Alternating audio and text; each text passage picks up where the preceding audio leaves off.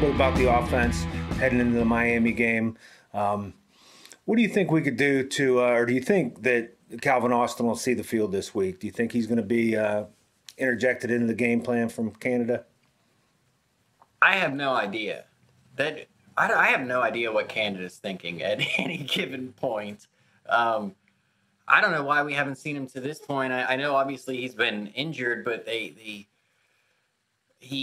took him off the IR like I want to say last week, middle of last week sometime, and then there's been like just no news on it whatsoever. I would really like to see what that kid's got because I liked that pick when they made it. Baltimore was really upset when we made it. They wanted him.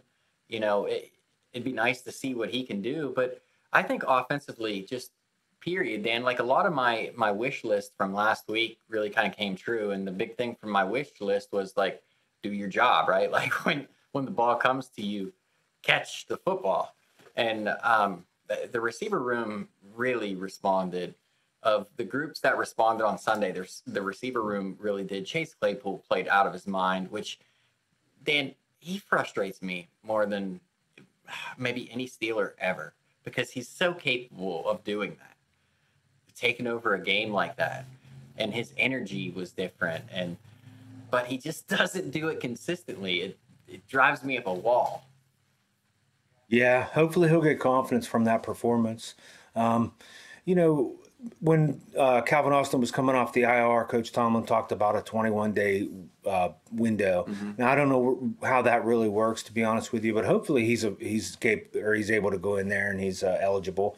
If so, I'd like to see what they can do to find a way to get him the ball. From all accounts, he's a burner and really has a lot of speed and could take the top off. So hopefully he can free up some of the intermediate routes, maybe by going deep, be a decoy at minimum, even if he's not a fully, knocked off the rust yet or whatever. Maybe he can, pull some of the defenders his way to free up a Chase Claypool to catch, underneath routes and things to where he could shake a linebacker and get a big gainer. Yeah, hopefully the offense is rolling and hopefully Matt Canada goes about the run game differently. I've been very critical of that, delayed handoff that he's called a lot on first down, hopefully he abandons that and gets back to, or finds a new way to run the football with off tackle, maybe a lead blocker, a heavy right set, heavy left set, but I think that's one of the things that he can change immediately that would help the offense, start to kind of go, because it seems like he calls it a lot and at least 4 times in the last game. And I just feel like that's really kind of kicking us out of gear. We'll get a nice first down. He calls that delayed handoff and it's a loss of a few yards and certainly nods you can't get going and it's a wasted down. So I'm hoping for the best from Matt Canada. Who knows what we'll get? Yeah, I think I know what we'll get. The same thing we have gotten. I don't think, his whole philosophy towards the run it's just not good. Like one thing that would help immediately is like maybe not let Mike Munchak take a parallel position with another team, like just a sideways move, get hired to the exact same position he did here. Maybe you try to retain a guy like that or go out and get him, just because. See if you can go out and get him. It's like,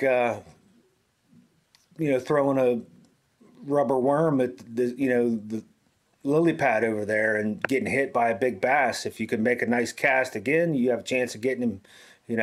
Just because he's gone doesn't mean you can't pick up the phone and help yourselves. I mean, if we had Mike Munchak, I think that would fix just about everything in pretty short order. Well, think of it this way. Man, wouldn't it be great to see the Steelers run the football with some success? Yeah, because it's like a core element to my fandom with them. It's like that's the type of team that they were when I first started watching them. It's what I grew up with, and you as well. They've always run the football really well, and it's because of guys like Mike Munchak. Just hard-nosed, do-your-job type guys. I don't know how you let a guy like that. This is old news, by the way. Mike Munchak. It's old news. He's been gone for so long, but it's moved like that that frustrate me. But Mike Munchak, if you're out there and you're hearing this, we love you in Pittsburgh. It wasn't us. Please come back. You come back and help, turn the ship around with the run game, and we can get back to running the football. Man, you could be next in line after Mike Tomlin wins a couple Super Bowls and rides off in the sunset. That'd be great.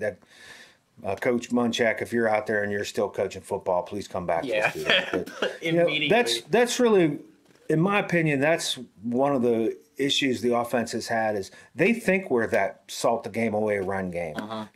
We get up. It was kind of like when we get any type of lead, even if it's 10-6, it's almost like Matt Canada thinks we're up 24 points and he can start running the ball and salting games away like they did with Bettis.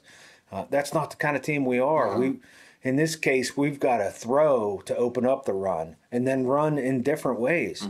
Put the quarterback under center, let him turn around and hand it to a running back with a little bit of, momentum towards the line of scrimmage. I can't stand to see the quarterback in shotgun stationary and turn it and hand it to a stationary running back with no momentum and then give the defense 4-yard head start and then meet them 2 yards deep every play. Drives me up a wall. I wish they'd quit that. Unfortunately, though, that is a staple of his offense, that they really lean real heavy towards that RPO, and that's the thing that I don't like about it. Like his passing tree, I've heard people knock that too, but here's the thing with his route combinations. They do get open. They do get open.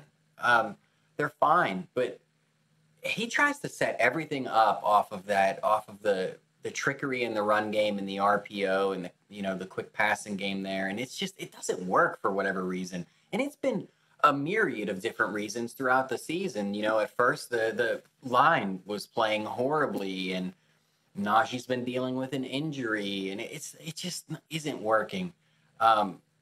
He's a bad offensive coordinator at this point. I mean, a complete and utter miss. I have a question for you.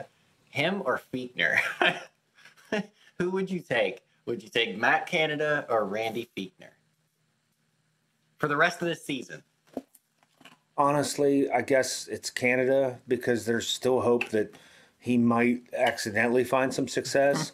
Randy Fiechner and what he really did to rob Mason Rudolph of his real opportunity, to be a successful Steelers quarterback. I'll never forgive him for that. I got to go Canada on this one, but Canada needs to step it up. They need to find a way to get the tight end in there. The tight end is the best way to pick up first downs is to utilize the tight end. And I wonder, would Travis Kelce have more than a catch or two a game with this offense? No.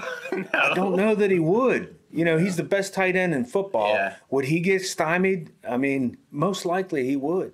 Like I was saying, Matt Canada is the leading candidate for Defensive Player of the Year with all games against the Steelers. Yeah. He's killing us. Yeah. He's got to figure it out because, you gave – a lot of props to Coach Tomlin on his defensive, scheme last week that helped get us the win. If he can continue to do that, we still need the offense to meet us halfway. Yeah, it's even though that he did that last week, it's still there's a bunch of holes in the ship. I don't know how many times this year we're going to get to experience this feeling, of victory. So I choose to drink it in when we can get it. And also at the same time plead to Mike Munchak to come back and restore hope. So takeaways is Coach Munchak, if you're out there and you want to come help turn the Steelers around, we think you can. Please do. Another thing would be Matt Canada, please stop calling the draw. And find a way just to play, call some normal plays to the tight end and abandon the RPO. For me, the RPO scares me. It just sounds like an injury waiting to happen. Put him in a regular offense and let Kenny's athleticism and quick reads and things hit these talented receivers. That's all we got.